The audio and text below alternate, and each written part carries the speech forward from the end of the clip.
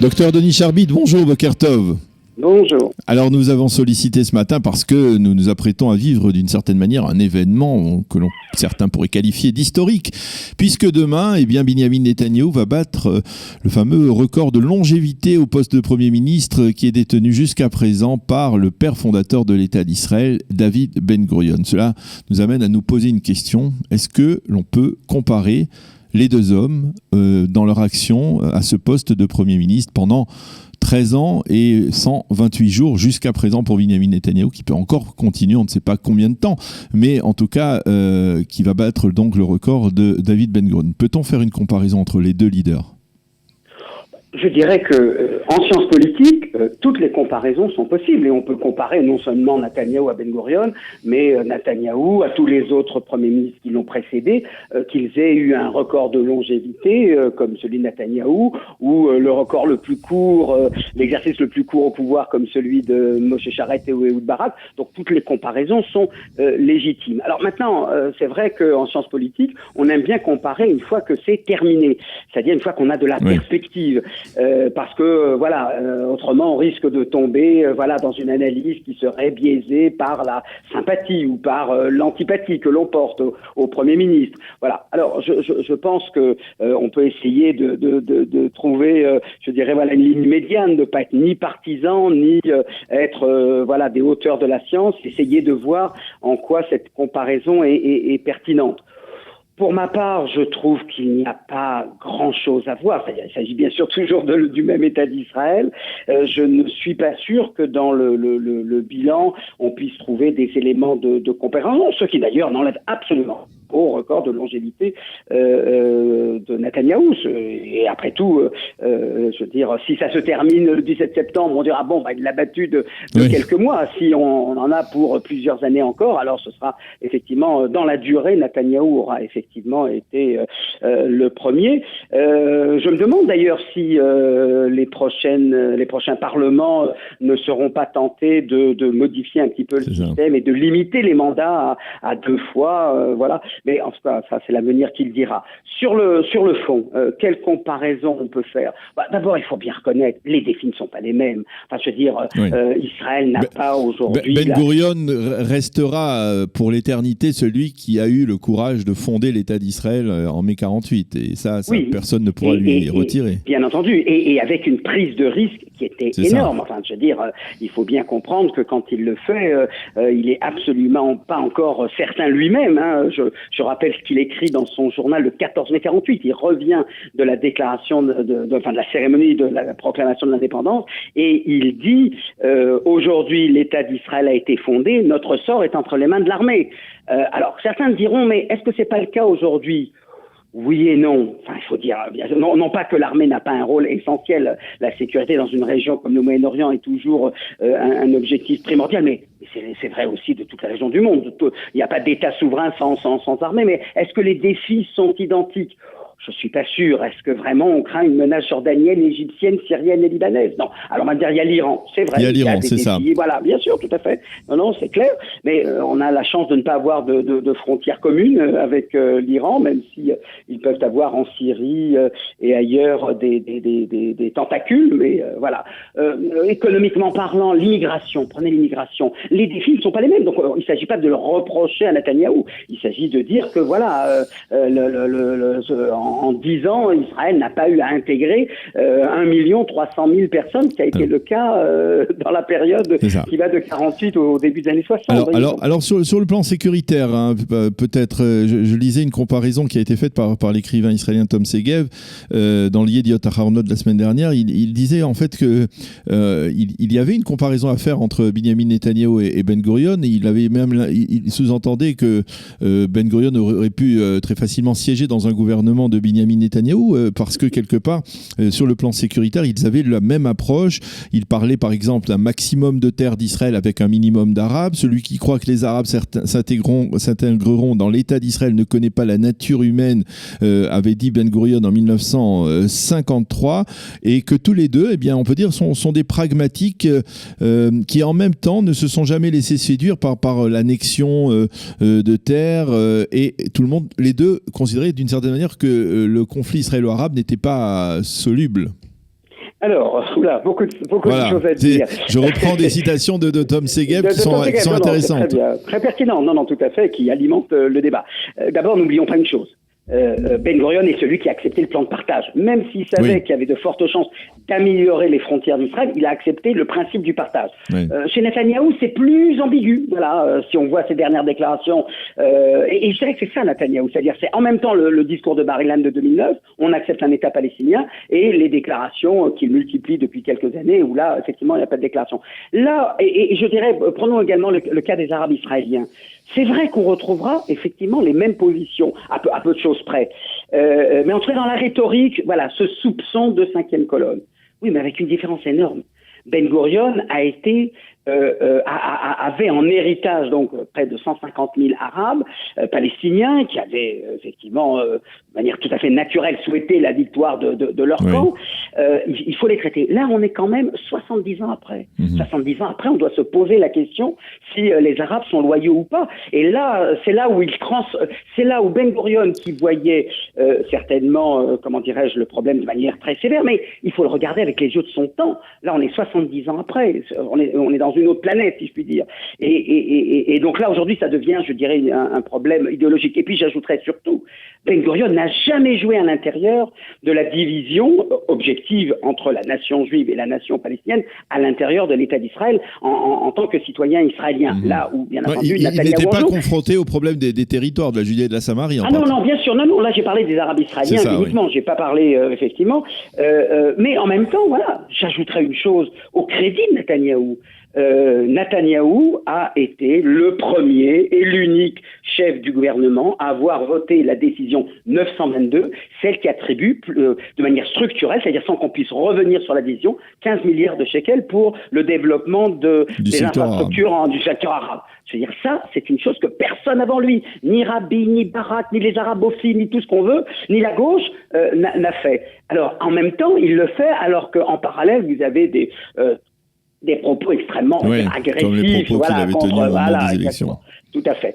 Alors, sur le plan sécuritaire, parce que c'est intéressant, même encore une fois pour citer Tom Segev, il disait qu'en fait, d'une certaine manière, Binyamin Netanyahou a été même plus modéré que Ben Gurion sur le plan sécuritaire, et que Ben Gurion n'aurait validé des opérations militaires que jamais Binyamin Netanyahou n'aurait validées. Alors, c'est là où il faut bien tenir. Mais c'est vrai qu'on n'est plus dans le même contexte. Mais voilà, c'est ça. Il faut bien comprendre. Des choses qu'on pouvait se permettre dans les années 48 ne sont plus tolérables. Aujourd'hui, le monde a changé. On voit toujours ce qui ne va pas dans le monde d'aujourd'hui. C'est vrai, il y a effectivement des pressions. La Cour suprême, elle avait déjà intervenu dans les années 50, quand on a cherché à fermer un journal arabe parce qu'il avait tenu des propos hostiles à Ben Gurion. La Cour suprême a dit non, là, la liberté de la presse est un principe fondamental démocratique, et pourtant, c'était pas encore Aaron Barak. Bon, mais tout ça pour dire que, bien sûr, que le contexte a énormément changé, même si je suis bien d'accord avec vous que Ben Gurion et Netanyahou ont en commun, mais c'est peut-être vrai aussi de beaucoup de comment dirais-je, de premiers ministres, ils n'ont pas le doigt sur la gâchette facile, et je pense que c'est très important. Pour Ben Gurion, on ne pouvait pas faire de guerre si on n'était pas allié à un grand pays. C'est comme ça qu'on a fait l'opération du Sinaï de 1956. Netanyahou, avec 10 ans de pouvoir, et même un peu plus si on ajoute la période 96-99, n'a à son actif qu'une seule opération militaire d'assez grande envergure, c'est l'opération de 2014, Tzuk Eitan. C'est pas énorme pour quelqu'un qu'on aurait pu dire va-t-en guerre. Voilà, exactement. C'est pas un aventuriste, je veux dire. Prenez Olmert, son prédécesseur. Olmert, il a commencé et il a terminé son mandat avec 2 guerres, 2 opérations militaires, au Liban et à Gaza.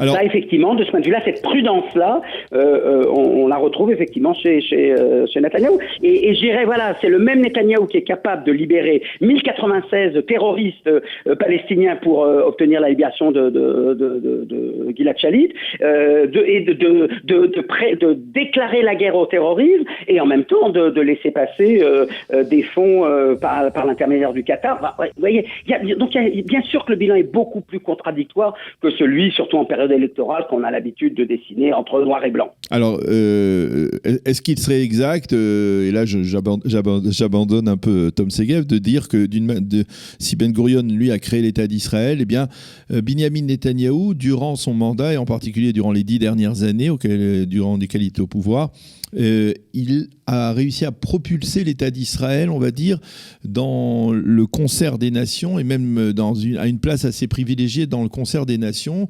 Et il a sorti Israël d'une forme d'isolement qui fait qu'aujourd'hui, eh bien, de nombreux pays, en particulier les pays émergents, eh bien, courtisent l'État d'Israël pour son expertise en matière de lutte contre le terrorisme, pour son expertise en matière de haute technologie, l'eau, l'agriculture, etc.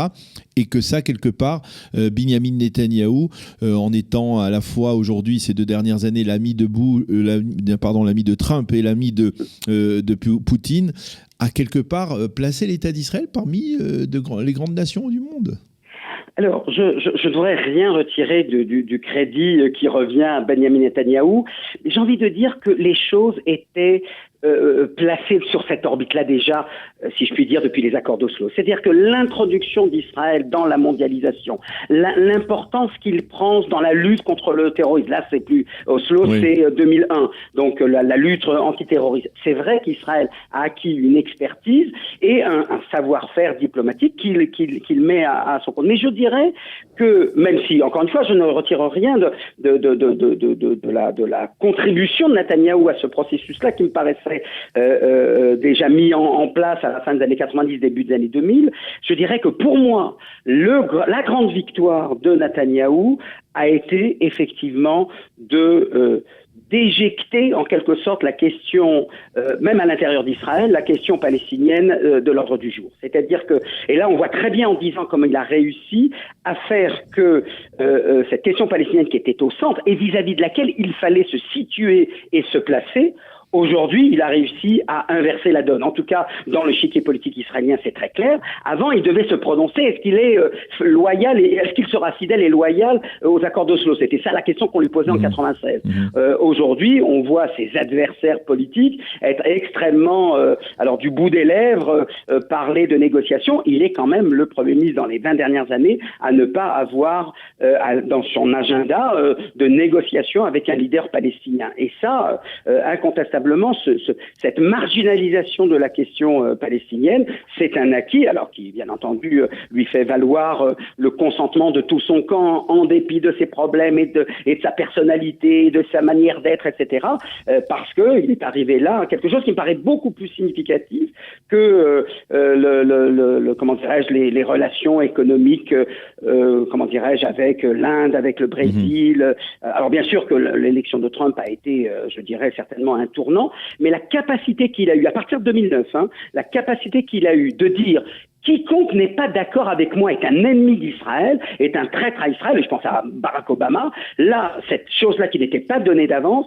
il l'a réussi, et voilà. Et aujourd'hui, voilà, je parlais tout à l'heure du Hamas à qui on transfère à qui on consent de passer des dollars, là où quand Mahmoud Abbas donne quelques dividendes aux familles de terroristes ou des gens qui sont en prison, là, c'est le branle-bas de combat, et donc du coup, pas de discussion, voilà, là, c'est absolument inconcevable et intolérable. Ça, cette capacité-là de faire passer aux yeux de l'opinion publique cette transformation-là me semble être, pour ma part, la plus grande victoire de Netanyahou. Alors, justement, si vous deviez être le rédacteur d'un livre d'histoire de l'État d'Israël, après avoir parlé, on va dire, de ce qu'a fait Ben Gurion, comment vous résumeriez, on va dire, ces 13 années de Binyamin Netanyahou au pouvoir dans les annales de l'histoire de l'État d'Israël? Comment pourrait-on les résumer? Là, je vais être un peu sévère, et un tout petit peu, encore que beaucoup, attendez, sévère, et en même temps, beaucoup diront,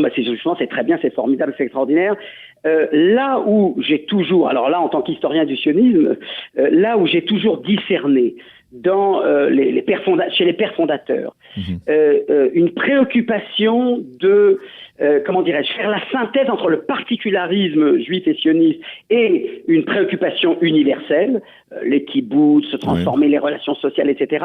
Je dirais que Netanyahou, en ce sens, imprime, c'est une sorte de deuxième république d'Israël qu'il a mis en place, si je puis dire, parce que c'est la notion, je dirais, ce particularisme-là aujourd'hui, juif, nationaliste, en quelque sorte, peut ne pas se dispense de poser la question de l'autre au sein de sa société, à l'extérieur des frontières de 67, et je dirais que c'est ça le sentiment. C'est un État certainement beaucoup plus juif, même s'il reste encore démocratique. Je suis pas de ceux qui pensent que la démocratie israélienne s'essouffle, mais effectivement, cette préoccupation politique me paraît aujourd'hui beaucoup plus mise en cause qu'elle ne l'était. Je ne dis pas que dans les faits, elle ne l'était pas avant, mais on ne se l'autorisait pas sur le plan rhétorique.